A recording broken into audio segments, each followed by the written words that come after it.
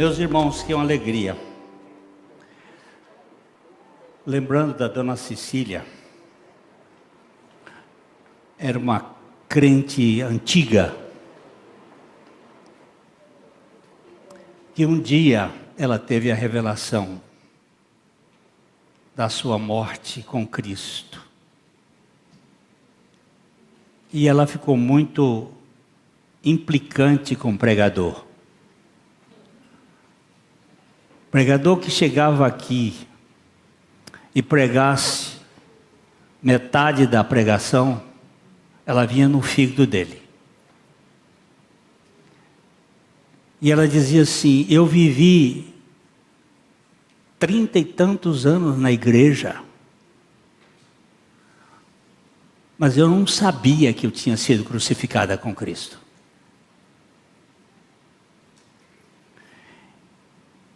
E o Instituto Sola Graça tem esta característica. Há muitos líderes que, como eu, só conhecem a obra substitutiva de Cristo, mas não conhecem a obra inclusiva. Cristo morreu por mim, Cristo morreu por mim, Isso é verdade.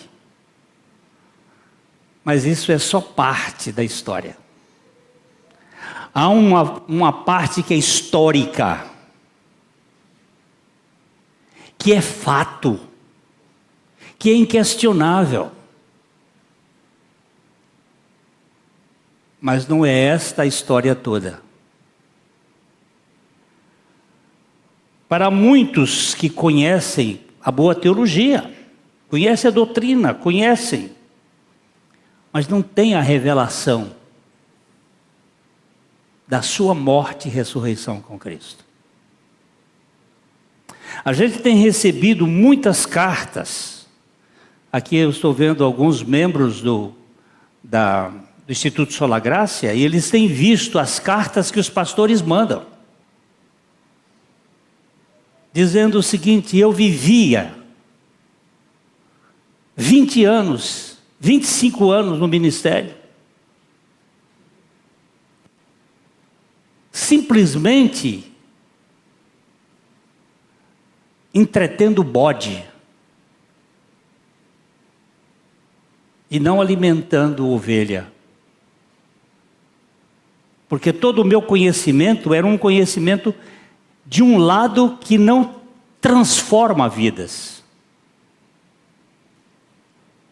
Então, eu fui pastor nessa igreja sem novo nascimento. Eu vinha de uma cultura de igreja, desde menininho. Eu não nasci no templo por poucas horas. Minha mãe estava no culto de oração de quarta-feira, no dia 14 de fevereiro de 45. E saiu correndo para me parir. Eu fui criado em igreja. Eu fiz todos os caminhos de um jovem, de um menino na igreja, embaixador do rei, jovem, mas fui estudar teologia, fui para o seminário, estudei teologia, fui pastor no Rio de Janeiro, vim ser pastor aqui, mas eu não era nascido de novo. Isso pode acontecer? Acontece. Acontece. No nosso estudo, nós vamos citar um grande homem de Deus, chamado John Owen. Grande teólogo, talvez o maior teólogo inglês de todos os tempos, que viveu muitos anos na igreja, sem uma experiência real com Jesus. E isso tem acontecido. Nesse instituto a gente tem visto isto.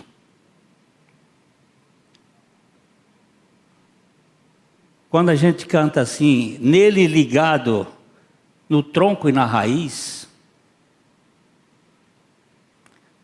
o tronco todo mundo vê, mas a raiz ninguém enxerga. E é a raiz que está à profundidade da vida espiritual. Então, durante esses dias, vamos trabalhar aqui com alguns aspectos da nossa união com Cristo.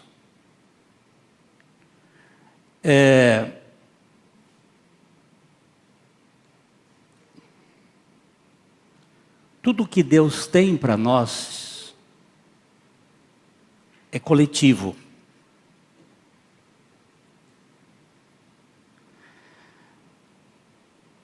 Comunhão e união não são a mesma coisa.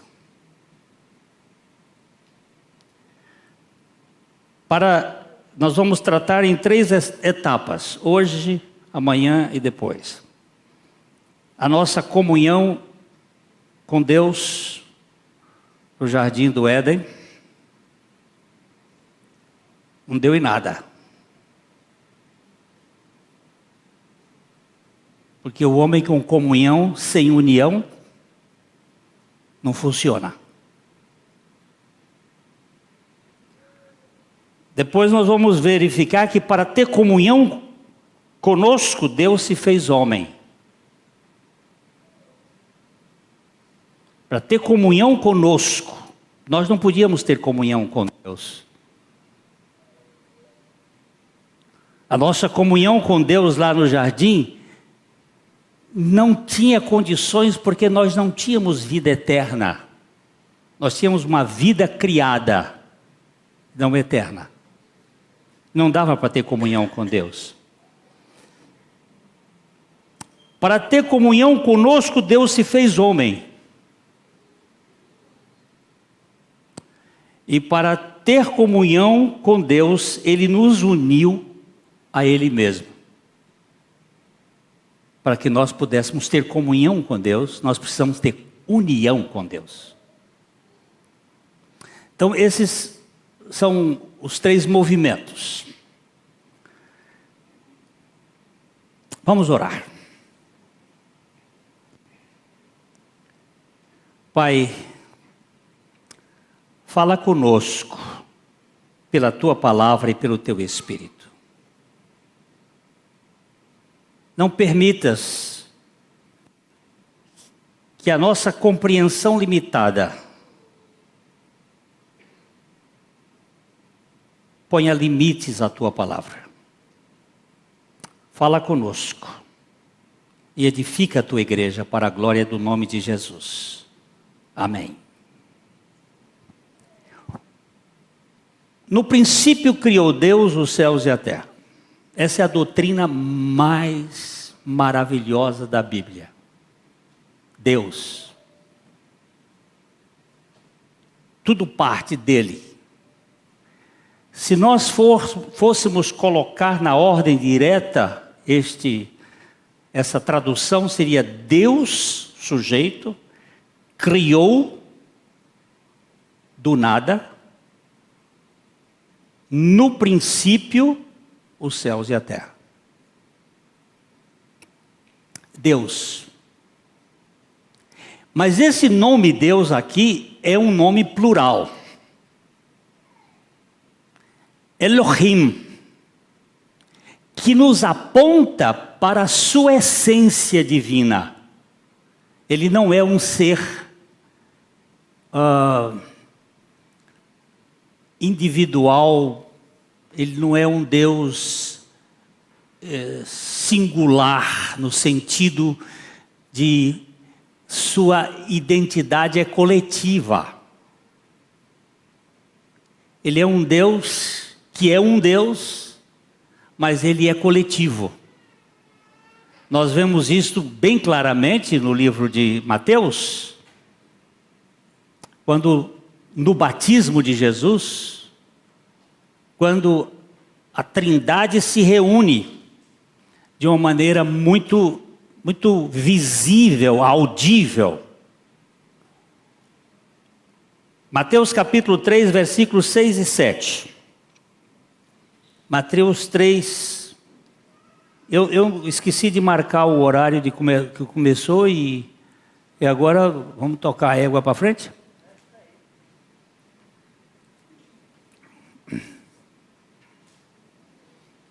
Mas eu não vou. Então vamos ver aí. O que diz? Mateus capítulo 3, 16 e 17. Batizado Jesus, saiu logo da água, e eis que lhe abriram os céus, e viu o Espírito de Deus descendo como pomba vindo sobre ele. E eis uma voz dos céus que dizia: Este é o meu Filho amado, em quem me comprazo. Aqui nós vemos os três, apesar da Bíblia não falar em trindade em qualquer momento, ela mostra a trindade sempre. E aqui é muito claro que o nosso Deus é coletivo. É um só Deus, mas ele é uma família. É como quando eu falo uma família, eu falo numa singularidade coletiva. O pai, a mãe, os filhos, o marido, a mulher, os filhos. Deus é o Pai, é o Filho e é o Espírito Santo. E ele cria um homem assim. Cria um homem coletivo. Não um homem individual. Nós temos em Gênesis capítulo 1, o verso 26 e 27, 26 especificamente, 1:26, ele diz assim: também disse Deus. Quando aí disse Deus, é Elohim, o Deus coletivo.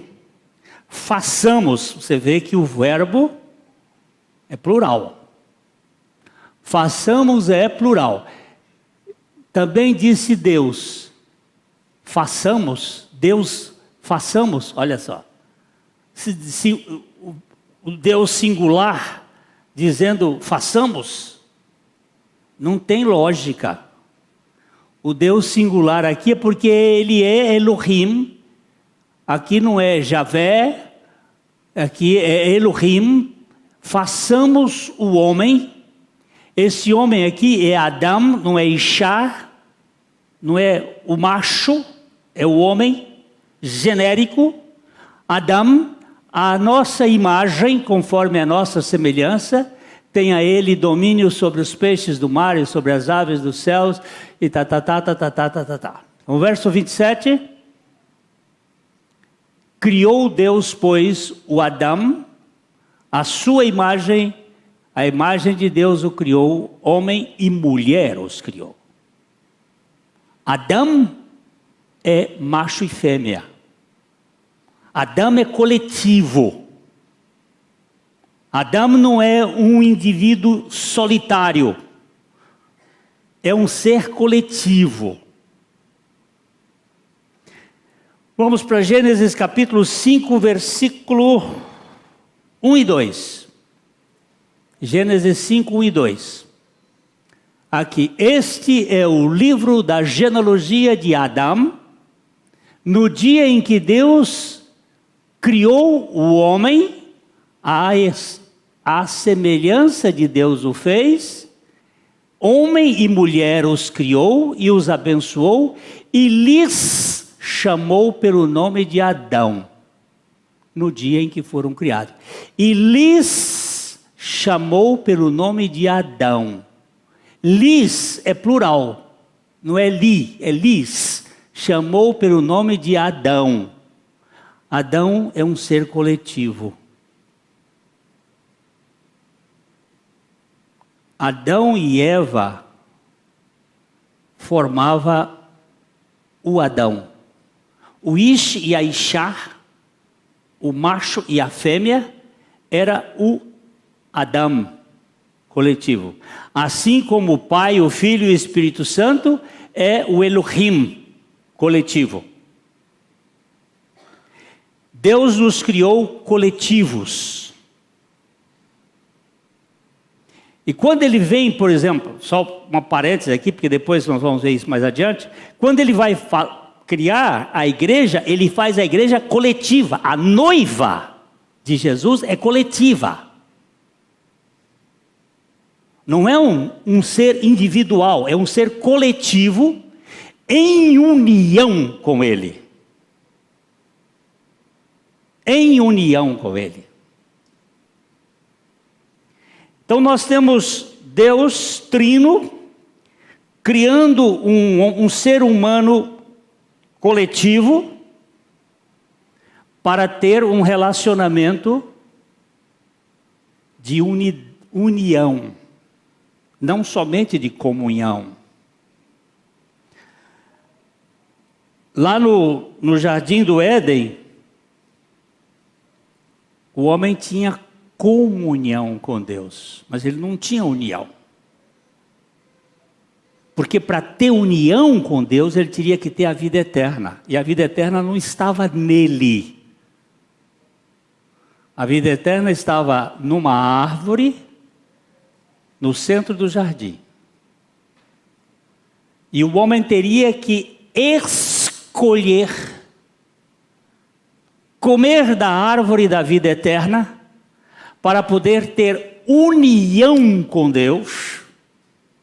E uma vez tendo união com Deus, ele teria comunhão com Deus de modo mais precioso possível. Ele não poderia ter comunhão de fato, tanto é que a serpente pega o homem fora da comunhão, pega a mulher fora da comunhão. Eles estavam fora da comunhão. Se você reparar o texto de Gênesis capítulo 3, versículo 5, ela fala de Deus como ele estando ausente, fora. E diz assim, porque Deus sabe, olha assim, coisa de fofoqueiro. Vamos voltar para Gênesis 3:1 para você perceber o que a serpente chegou lá no jardim. Mais a serpente, porque Gênesis 2 descreve a criação, como Deus criou o homem e a mulher, e ele vai descrevendo, primeiro o homem, depois ele dá a ordem para o homem, depois ele tira a mulher da costela, e foi aquele poema maravilhoso, e eles estavam nus, e não tinha vergonha, e não tinha nada, era um paraíso, era uma coisa maravilhosa. De repente aparece esse réptil ali, e ele aparece já procurando alguma coisa. É mais sagaz do que todos os animais selváticos, que o Senhor Deus. Você vai verificar que aqui aparece Senhor Deus e não só Deus. Porque a partir da criação do homem, do versículo 4 do capítulo 2, quando Deus começa a criar o homem, aparece não só Elohim, mas Javé Elohim. Javé é o nome ligado a Jesus, o eu sou. É aquele que cria o homem, é aquele que dá sentido ao homem, é aquele que faz o homem, que dá ordem ao homem. E aí o que acontece? A serpente vem e diz assim, é assim que o Senhor Deus disse à mulher, não comereis de toda a árvore do jardim? O que a serpente procura no jardim? A palavra de Deus. Para distorcer a palavra de Deus. Porque toda a coisa de Satanás é com a palavra de Deus. Ela destrói qualquer pessoa com a palavra de Deus. Se ela puder tirar a palavra de Deus do seu coração, você está perdido. Então, ela chegou ali e as duas entabularam uma conversa. A serpente e a mulher bateram um papo. E o papo foi o seguinte, versículo 2. O que mulher tinha que responder à serpente? Mas tem uma língua que não dá para se sustentar. Disse-lhe a mulher, do frutos das árvores do jardim podemos comer. Mas do fruto da árvore que está no meio do jardim, disse Deus, ela já tirou o Senhor do parágrafo aqui. A mulher já tirou o Senhor Jesus da história. que é o que a história do Satanás vai fazer a vida toda, é tirar Jesus da nossa história. E disse Deus, disse Elohim, não Javé, Elohim, dele não comereis, nem tocareis nele, para que não morrais. Aqui tem uma série de coisas, volta. Aqui tem uma série de coisinhas que é interessante. Dos frutos das árvores do jardim, podereis comer, tirou livremente.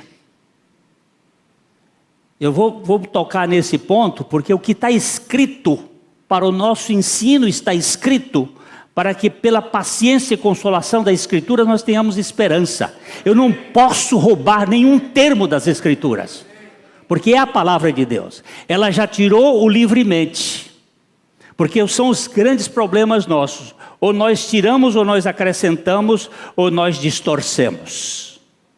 Aqui ela tirou livremente. Mas do fruto da árvore que está no meio do jardim, isso não é verdade. O fruto que está na árvore no meio do jardim não é a árvore da ciência do bem e do mal. O fruto que está no meio do jardim é a árvore da vida. E ela já começou a distorcer. Dele não comereis, está certo. Nem nele tocareis, isso não está. Isso aqui ou foi Adão que disse para ela, ou foi ela que inventou. Porque esse nem nele tocareis não está na palavra. Que é assim que a gente faz com a Bíblia, para trazer confusão. Para não morrerem, para que não morrais, ok? Então a serpente disse: certamente não morrereis.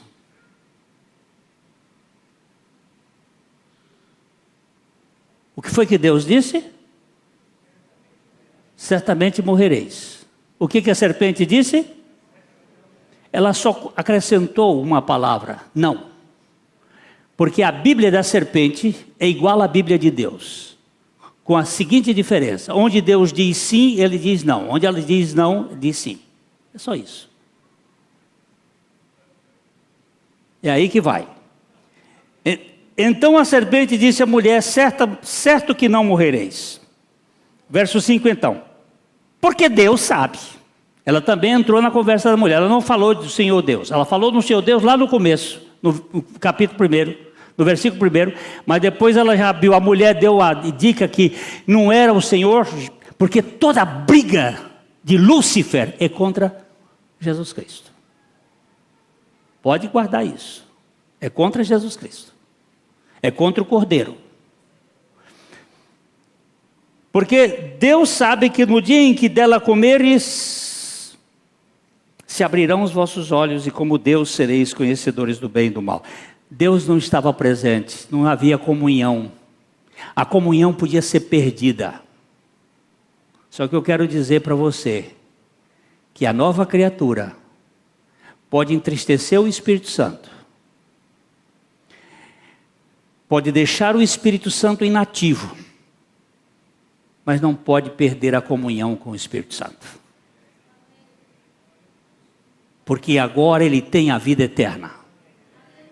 E a vida eterna não é dada e tirada.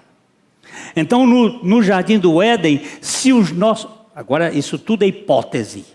Se os nossos pais tivessem comido da árvore da vida, eles teriam uma comunhão com Deus forever. Mas eles preferiram o outro caminho da serpente. Isso todos nós temos esse problema.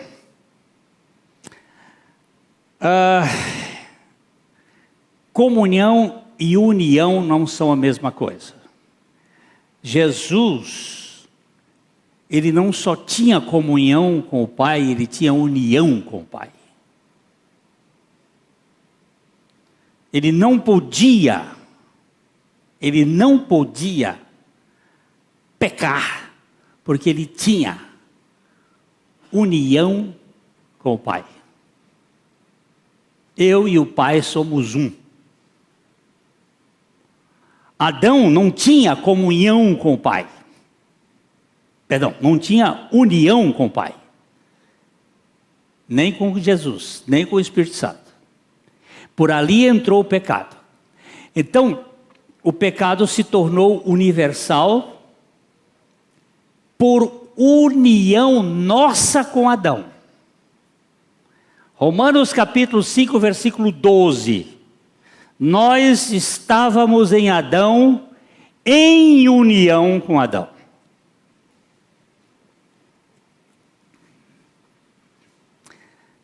Portanto, assim como por um só homem, este um só homem aqui é o Adão, porque a Eva era participante desse projeto aqui. Por um só homem entrou o pecado no mundo e pelo pecado entrou a morte. E a morte passou a todos os homens porque todos pecaram.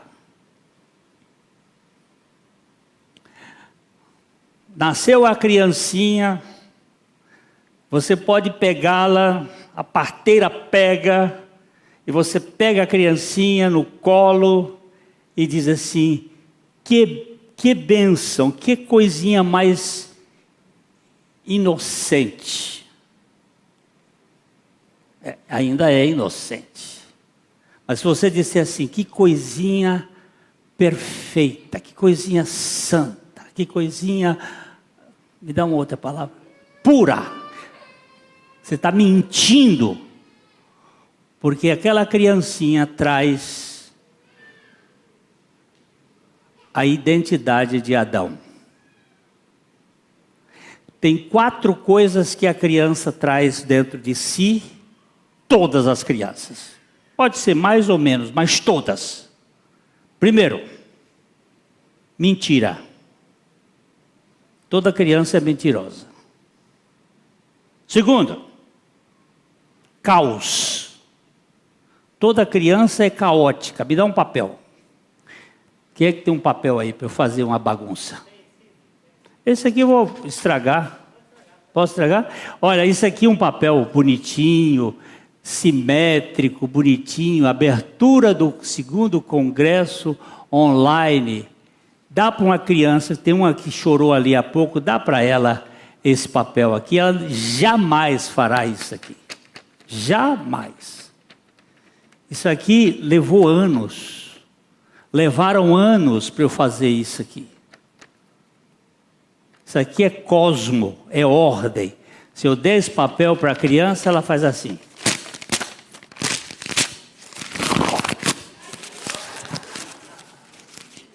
Porque ela tem dentro de si o caos. Educar é colocar de fora para dentro deste caos a ordem, que não tem. Outra coisa que a criança não tem, ou que ela tem, é rebeldia. Toda criança é rebelde. Toda criança é rebelde. E outra coisa que a criança tem é meu. Meu, pronto. É o ego. Isso é adâmico. Isso nós herdamos do nosso pai. E nós herdamos coletivamente. Vai ser um menos, por questão de...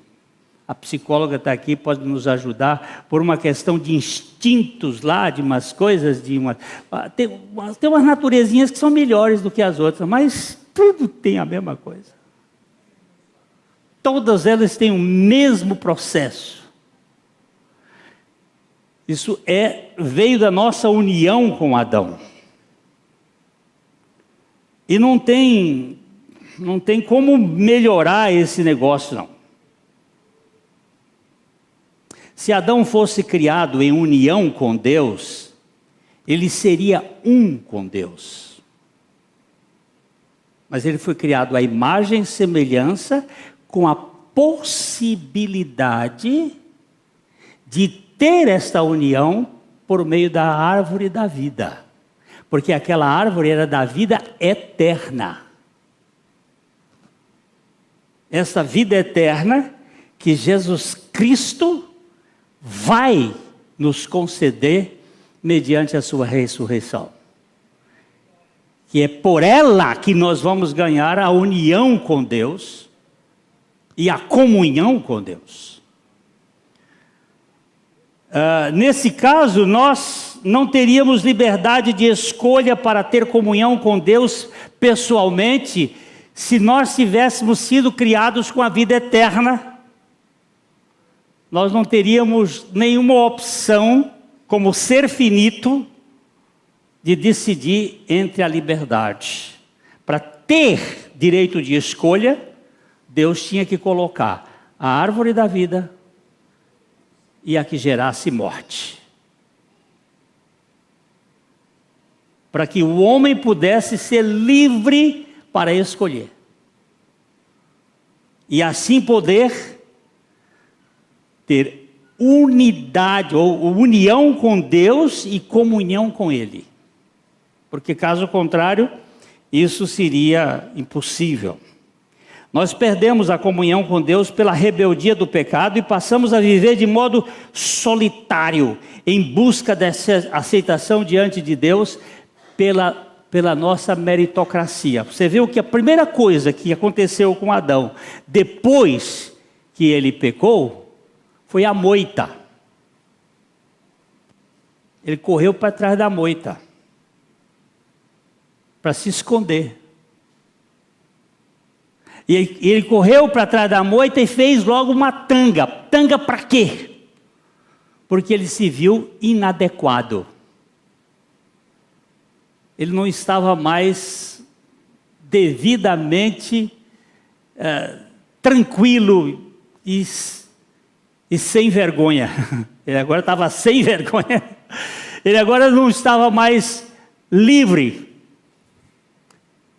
As tangas foram colocadas para esconder a nudez e o medo que tinha se instaurado na vida dele.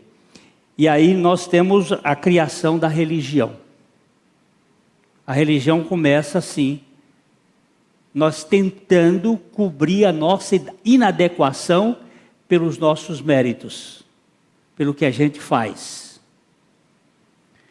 E o projeto de Deus é todo em Cristo. Tanto é que nós vamos dar uma olhada nesses dois textos só para a gente entender aqui. Gênesis capítulo 2, versículo 7. Vamos ver, Gênesis 3, 7. Abriram-se então os olhos de ambos, e percebendo que estavam nus, coseram folhas de figueiras e fizeram cintas para si. Olha só, abriram-se os olhos de ambos, mas os olhos deles não estavam abertos. Volta para o verso 6. Vendo a mulher, como é que ela viu? Foi com o olho fechado?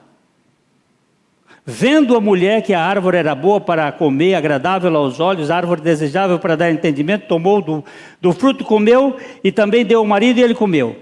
Como é que eles estavam lá? Vendo com os olhos. E por que esse verso 7 aparece, abriram-se então os olhos de ambos? Que olhos são esses que se abriram? Foram os olhos do seu corpo, ou foram os olhos do seu interior, que eles se perceberam nus? Eles não estavam nus o tempo todo? Quanto tempo eles viveram nus? E não tinham vergonha? Percebendo que estavam nus, coseram folhas de figueiras e fizeram cintas para si. Aqui tem o modelo da religião.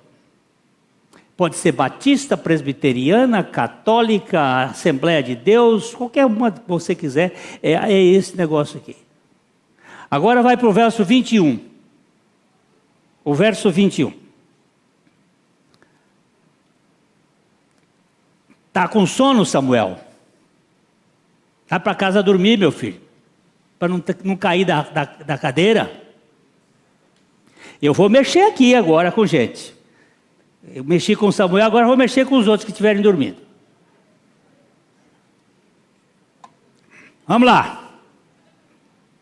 O que é que diz o texto? Leia!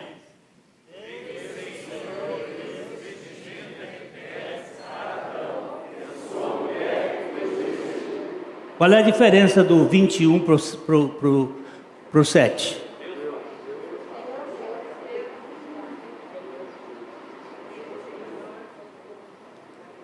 E o que Deus fez?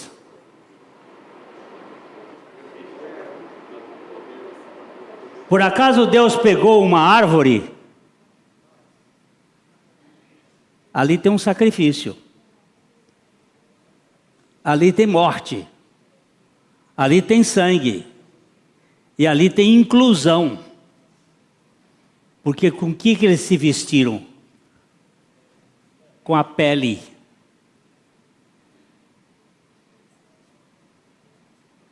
Estavam contidos dentro da pele.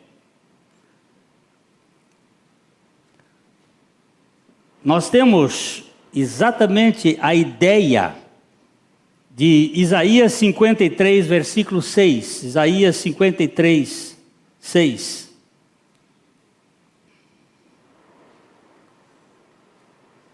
Todos nós?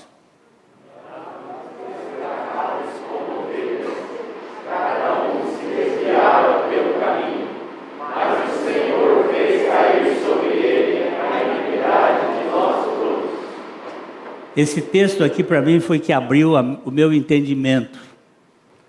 Porque aqui ele diz assim, ó: todos nós andávamos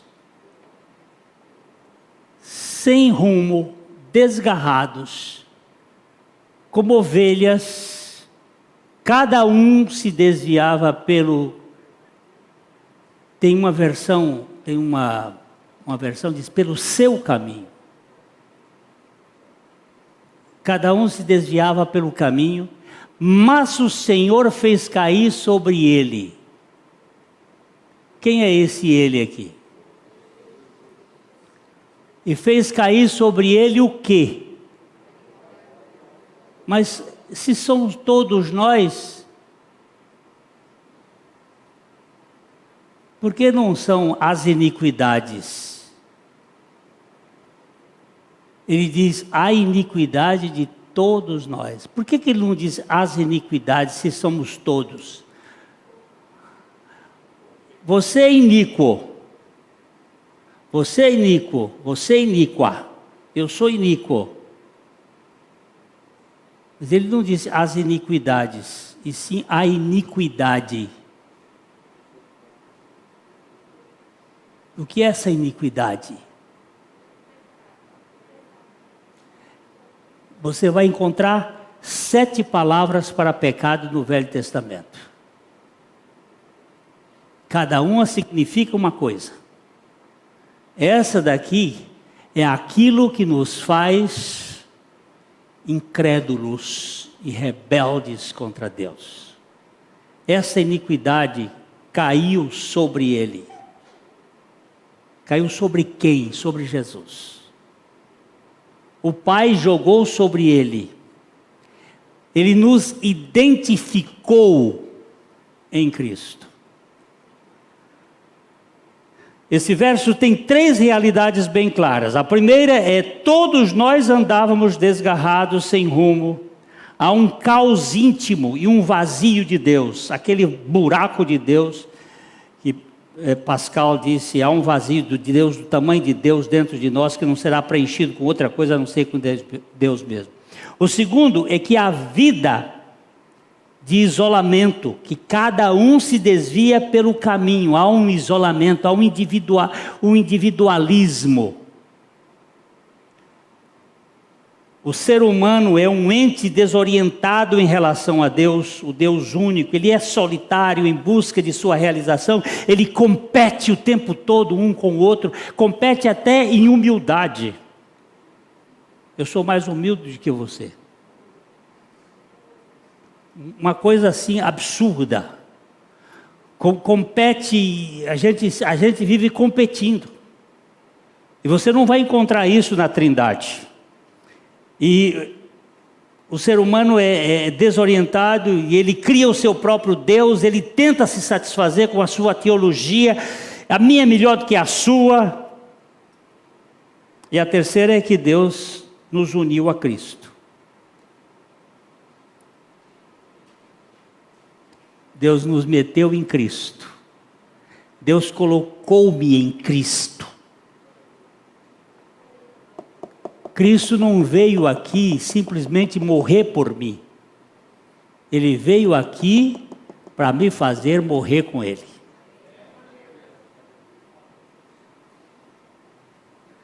Ele fez cair sobre Ele a iniquidade de nós todos.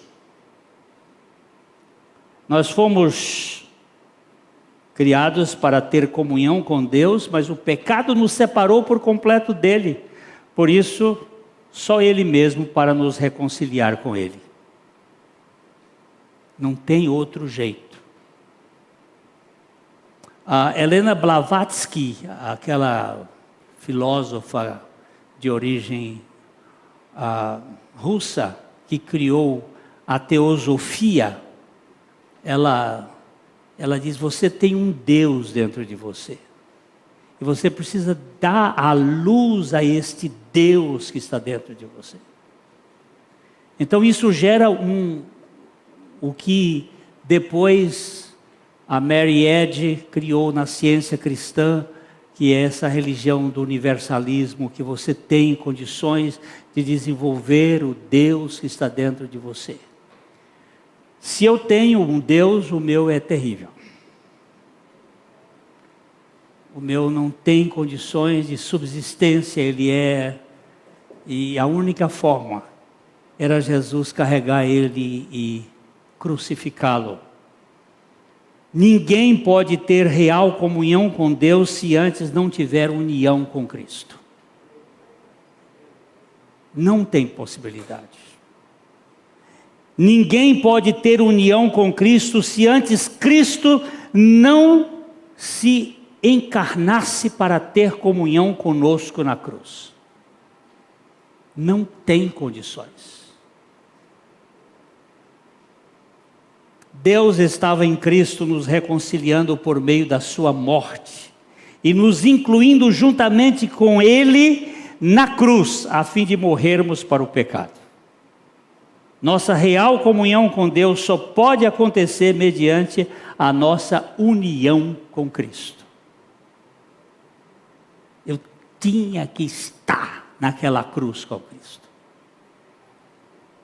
Eu já contei essa história 1000 vezes, mas posso contar mais 1000, porque essa é uma das histórias melhores que já aconteceu comigo. Eu tive uma aula outro dia no seminário, e eu contei essa história da dona Cidinha, porque eu acho ela fantástica.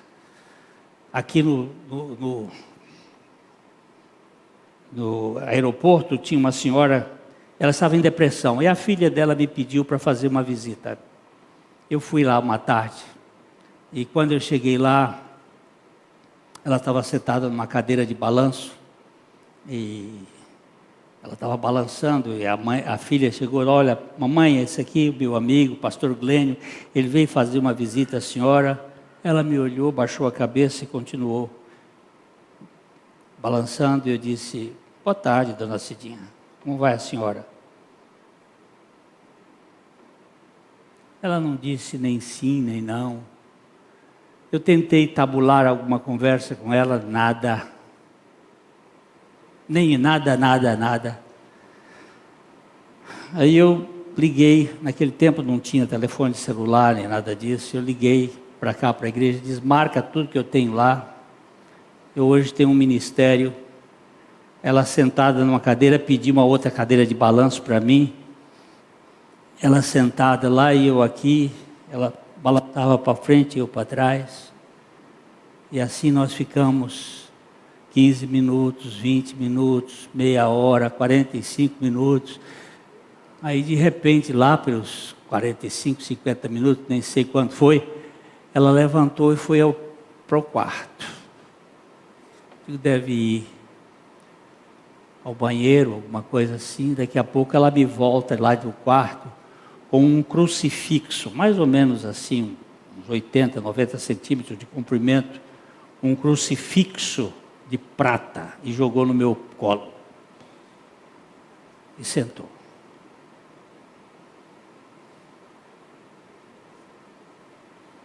peguei o crucifixo, ele pesava uns 8, 10 quilos, sei lá, uma quantidade de peso suficiente para pesar mesmo. Era prata legítima, prata mesmo, de lei. Eu olhei para o crucifixo e disse: Dona Cidinha, mas que obra de arte maravilhosa. Primeira palavra dela: o senhor gostou? Eu disse: uma obra de arte maravilhosa. O senhor gostou?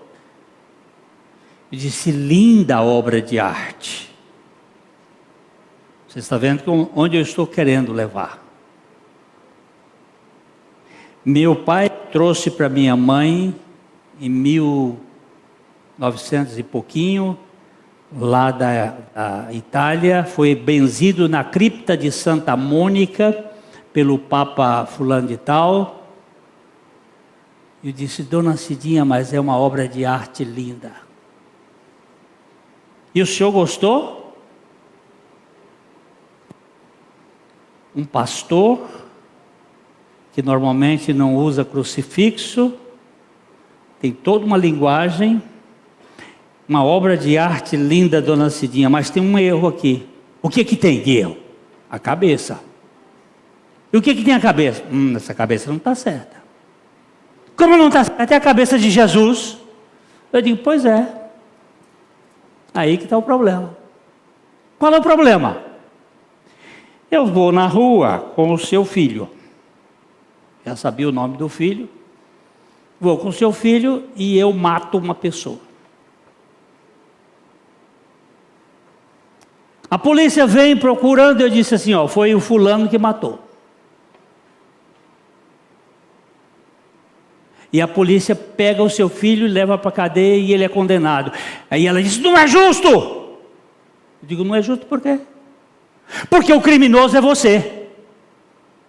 Ela pegou aquele ar de defesa. O criminoso é você. Eu digo: sou eu o criminoso, não é? Então quem devia morrer sou eu, não é o seu filho que ia para a cadeia. Pois bem, quem é o pecador? É Jesus ou sou eu e a senhora?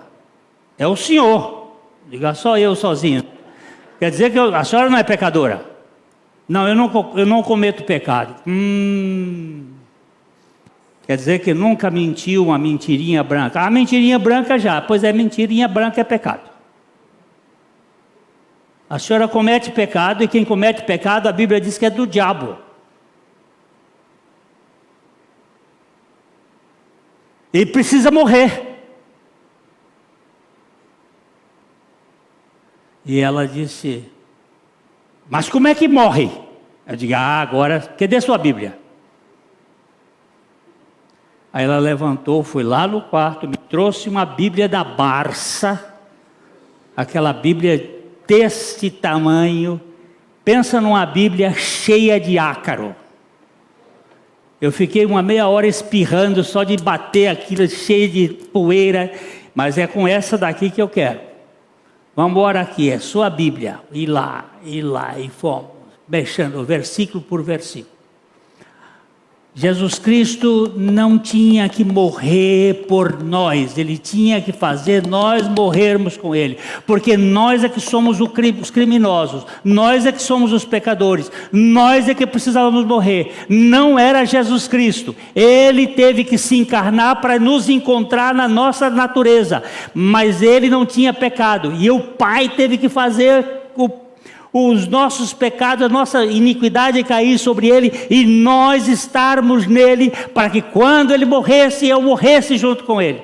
E foram mais ou menos umas 2 horas de conversa, com a Bíblia indo para lá e para cá. De repente ela disse: como é que nunca me contaram isso? Eu disse: Dona Cidinha, a gente só conta o que sabe, a gente não conta o que não sabe. Eu também não sabia disto. Eu vivi muitos anos dentro da igreja sem saber disto.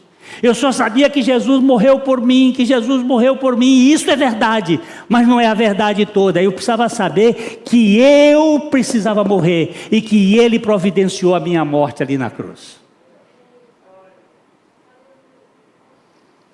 E ela olhou para mim e disse assim: nunca mais eu vou na minha igreja, mas também eu não vou na sua. Aí eu disse: a senhora acabou de dizer uma grande besteira. Ela disse: o quê? O senhor falou que minha igreja é sua igreja. Não existe nem a minha nem a sua, só existe uma igreja, é a de Jesus. E a dele é onde 2 ou 3 estiverem reunidos em meu nome, aí eu estou no meio dele. Aí é uma igreja de Jesus. Aqui é uma igreja de Jesus. Nós 2 estamos aqui. E a Dindinha que estava junto, a moça que trabalhava lá. Ela morreu crendo no Senhor e crendo na sua morte com Cristo. O que eu quero dizer para você é o seguinte: nós não vamos ter comunhão com Deus sem termos a união com Cristo. Mas a união com Cristo foi providenciada ali na cruz, quando Ele nos atraiu a Ele. Existe uma guerra teológica para saber quanto é que são os todos. Vamos dar uma olhadinha aqui em João 12, 32.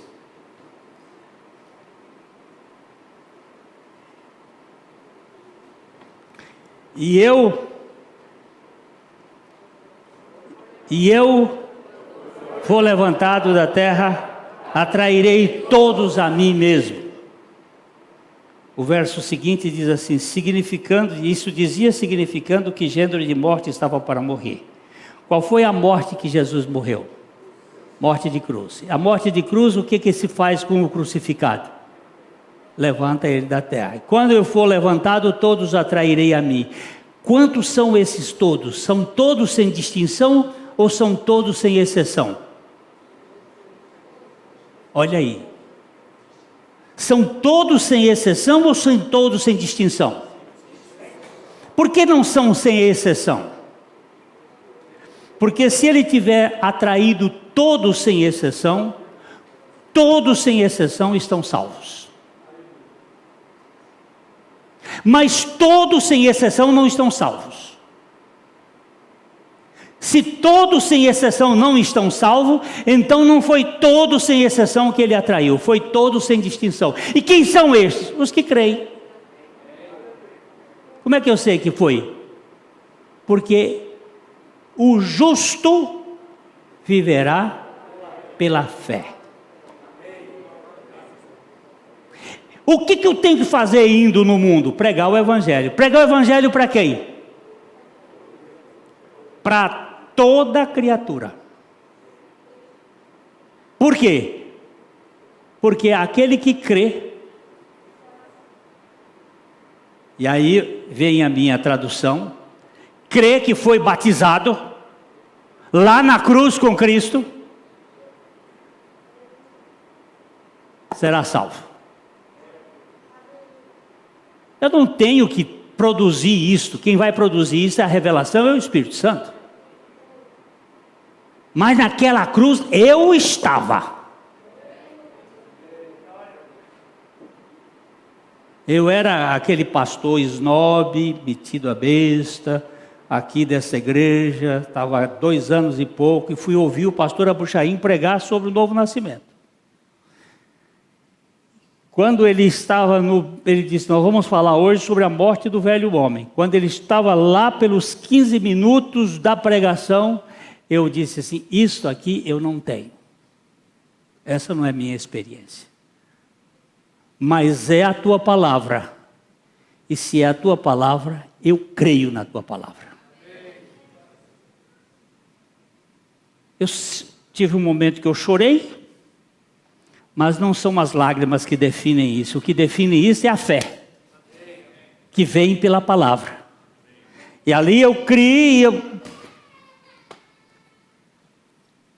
Eu estava unido. Vamos olhar Romanos 5, que é o nosso texto. Romanos 5, 6, 5. Romanos 6, 5.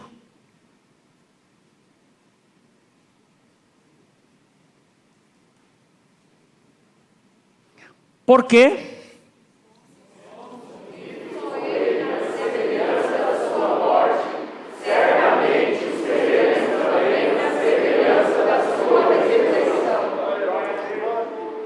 Agora, se você for para o original grego, se formos unidos, essa palavra aqui é symphotos.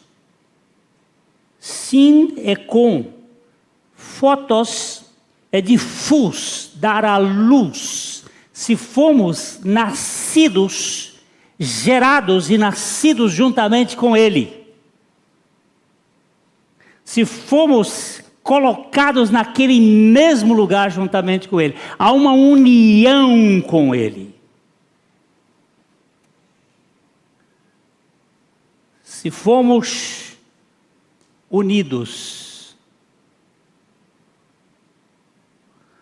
Quando o espermatozoide vem lá nadando no caldo seminal, ele vem lá batendo o rabo, e ele chega na cara do óvulo, e encosta a cabeça no óvulo, não se sabe, porque são tantos milhões ali, mas dá um beijo substancial de significado, e o óvulo abre e perde o rabo. Deixou de ser 1, 2, e aí começa um processo. Ali forma uma unidade. O Adão,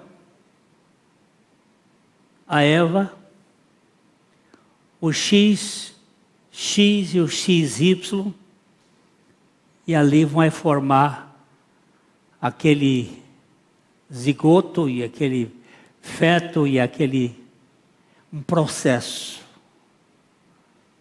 Cristo me atraiu a Ele para que eu morresse com Ele. Depois Ele vem viver em mim para que a vida dele seja a única realidade que determina o meu ser.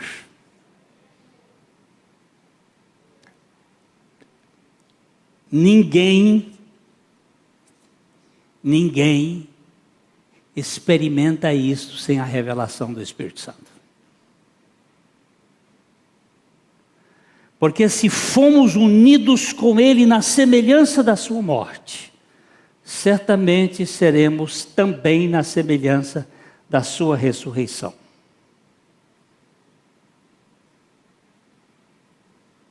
Agora eu posso ter comunhão com Deus. Agora eu posso ter intimidade. Eu não estou dizendo que eu sou impecável, mas o pecado já não terá domínio sobre nós. Eu não posso dizer que eu não peco mais, mas quando peca, o pecado é abominável para os nossos corações. Não, Senhor. E não tem esse negócio de pecadinho e pecadão. Tem tudo que nos tira da comunhão e da intimidade com Deus. Deixa eu ver se eu termino.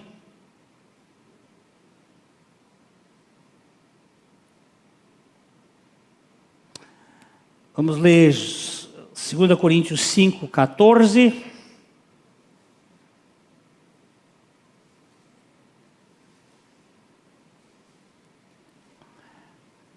Diz: pois o amor de Cristo nos constrange, julgando nós isto. Um morreu por todos, logo todos morreram.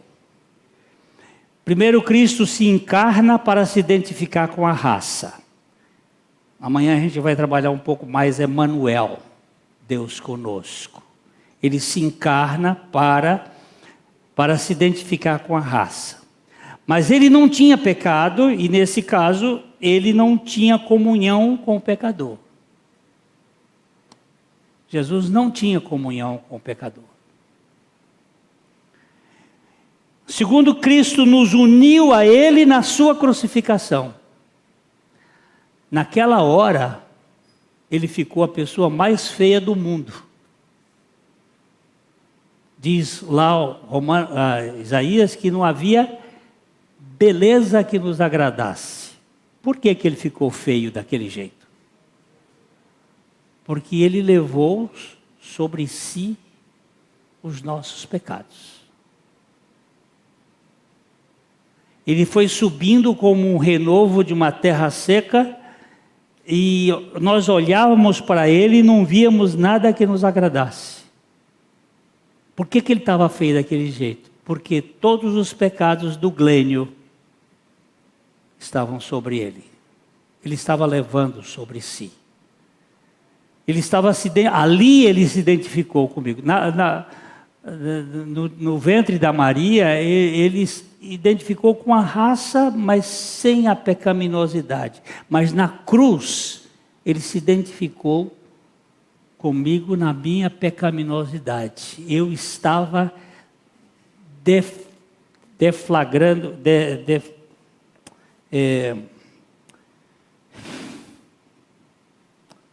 como é que é a palavra que eu quero usar? Ele estava deteriorando o próprio Salvador, o meu pecado, contaminando. Agora, um morreu por todos, logo, todos morreram. Todos quem? Todos sem exceção ou todos sem distinção? Então, se é sem distinção, cabe a você crer.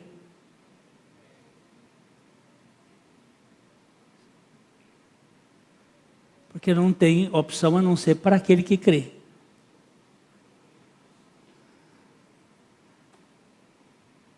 Em terceiro, Cristo se uniu a nós na ressurreição, tornando-se a nossa vida.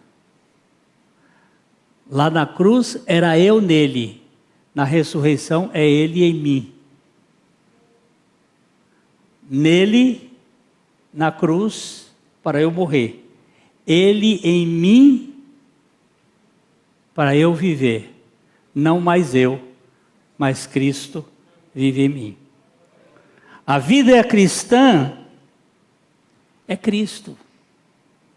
O crente está unido a Cristo.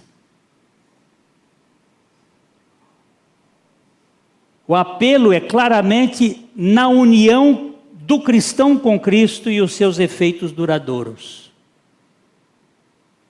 Quem está ali? Quando Saulo estava no caminho de Damasco com as cartas do sumo sacerdote para perseguir os cristãos lá de Damasco, ele tem aquela visão fulgurante e ele cai por terra. Ele ouve uma voz que disse: Saulo, Saulo, por que me persegues? E ele responde o quê?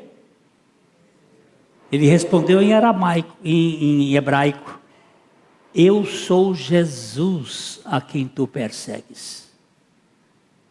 Como assim? Jesus tinha morrido. Jesus não estava mais entre os homens. Como é que ele disse: eu sou Jesus a quem tu persegues? Ele não estava perseguindo ao Jesus de Nazaré. Ele estava perseguindo ao Simão, ao Tiago, dá um nome outro de judeu aí, aos cristãos. Não, aquele cristão, ele tinha Cristo vivendo nele.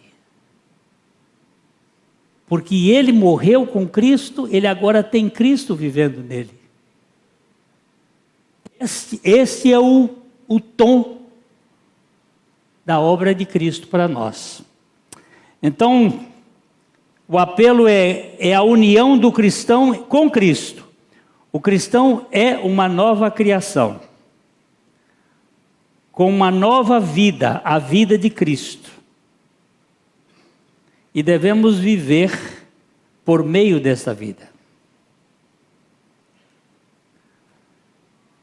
Viver com Ele em uma vida redimida aqui, moldada pela vida de Cristo, diferente da velha vida da carne. Não mais Saulo, agora é Paulo. Não mais Glênio, agora é Cristo. Você deve agora orar e dizer ao Senhor: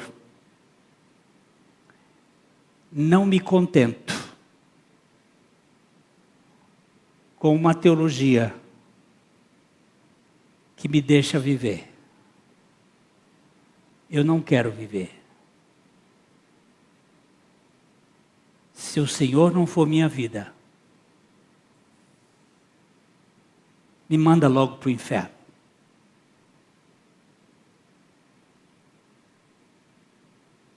Porque não vale a pena. Agora, se o Senhor é a minha vida, eu quero viver para a tua glória.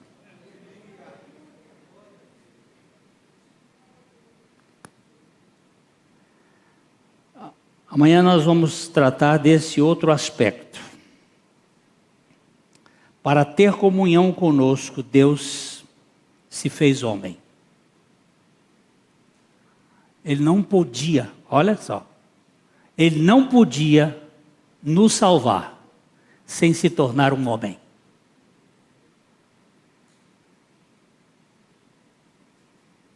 Não havia outra forma. Como é que ele não pode todas as coisas? Tem coisas que ele não pode. Ele não pode ir contra si mesmo. Para me salvar, ele teve que se tornar um homem. Sem pecado, para poder levar os meus pecados. Pai, revela a tua palavra em cada coração. Não permita que nós nos percamos com as coisas deste mundo, com a lógica da nossa mente, mas que nos firmemos na tua palavra. Não mais eu, mas Cristo vive em mim. É tudo o que eu peço, que o Senhor realize em cada um de nós. Em nome de Jesus. Amém. Temos um comentário aqui que não é uma pergunta, mas só um testemunho. Monteiro, que é de Porto Velho, ele diz que essa graça o alcançou. Aleluia. E hoje ele teve alimento completo. Coisa boa, né? E temos de perguntas mesmo, uma única só, por isso que não pedi para nos sentarmos, porque é rápido. Se nosso Pai, nosso Abba, é bom e misericordioso, criou tudo, mas ele não se mistura às trevas, então de onde veio o mal? Foi criado por um Deus bom? Esse é o problema. O demiurgo, desde os tempos dos persas, que nós temos essa pergunta. O que a gente entende é o seguinte, que a minha compreensão é muito limitada. Deus cria qualquer criatura, ela não é o Criador. Mas qualquer criatura criada por Deus pode querer ser o Criador. Ainda que ele não possa ser o Criador, ele pode querer ser. Tiago diz que Deus não tenta ninguém, mas as pessoas são tentadas pela sua própria cobiça, pelo seu próprio desejo. Então, lá num outro plano, que não o plano tridimensional da criação, no plano angélico, Deus criou anjos numa dimensão de anjos, que não é uma dimensão física, tridimensional. Um destes anjos, ele quis ser igual a Deus. Ele não pode ser igual a Deus, mas ele pode querer ser, e ele se rebelou contra isto. A única forma de Deus não criar a possibilidade de alguém não querer ser igual a Ele, era não dar vontade ao ser humano. Era fazer um robô. Mas se ele puser vontade, ele pode querer ser. Essa vontade, ele diz, tem toda uma discussão, que lá do capítulo 14 de Isaías, que ele disse, eu subirei até os montes e serei semelhante ao Altíssimo. E há um desejo insopitável, se vocês não sabem o que é isso, vão consultar no dicionário. É um desejo que não se pode sepultar dentro do ser volitivo, de querer ser como Deus. Nietzsche, no Assim Falava Zaratustra, ele tem uma fala quando ele discute, o Zaratustra discute com o homem feíssimo, e ele diz assim, você não foi o homem que matou Deus? E ele disse, sim, eu matei Deus. E por que você matou Deus? Porque eu não posso admitir a existência de um Deus, se eu não for um Deus também. Então, esta é a questão do ser humano e também Lúcifer. A nossa vantagem é que o nosso pecado não foi autoproduzido. Foi um pecado por tentação ou provocado de fora para dentro. E o pecado luciferiano, ele é um pecado autoproduzido. Ele quis ser, e parece que nesse caso, eu não vou dar palpite, porque onde a Bíblia não diz, a gente não pode dizer. Mas parece que nesse caso ele não tem, porque a Bíblia diz que o inferno foi preparado para o diabo e os seus anjos. O homem vai para lá porque deu crédito ao diabo. Mas não foi preparado para o homem, foi preparado para o diabo e os seus anjos. Eles caíram, não é? E se tornaram então o lado escuro, o lado perverso e tentador. Agora, nós caímos por tentação e somos salvos por misericórdia. Só a misericórdia de Deus para nos salvar. Manuel, tem uma pergunta no chat. Chegou no chat agora? Chegou aí, está aí com você, do Sidney Félix. Pode ler para nós. Pastor Glênio, não acredita em predestinação? Como é que é? O senhor não acredita em predestinação? Eu acredito na Bíblia. Se a Bíblia fala em predestinação, eu acredito. Não acredito não, eu creio. A diferença de acreditar e crer. Acreditar é você dar crédito a alguma coisa que a sua mente entende. Agora, crer é você olhar para a palavra de Deus, ainda que você não entenda, mas Deus disse. Para mim, um dos fenômenos de fé mais simples é o de Maria e o de José. E o de José ainda é mais do que o de Maria. Sabe? A Maria chegou, ia andando lá, aqui agora é só imaginação. Ela ia buscar água lá no poço, lá em Nazaré, ia buscar água, e de repente o anjo apareceu. Salve, agraciada, o Senhor é contigo e tal. Você vai ser mãe. Como posso, se eu não tive ainda, não fui a um motel? Como é que pode? Ele disse: a sombra do Onipotente virá sobre ti, e o ente que será gerado em ti será chamado Filho do Altíssimo. Ela dá uma resposta simples: aqui está o vaso, a serva do Senhor, cumpra-se em mim segundo a tua palavra. Simples assim. Simples assim. Mas a do José é mais ainda. Porque Maria viu a barriga dela crescer. Maria viu o desenvolvimento daquele feto que foi cada dia crescendo e as mudanças físicas. E o José? José estava dormindo e teve um sonho. Quantos sonhos são verdadeiros e quantos sonhos não são verdadeiros?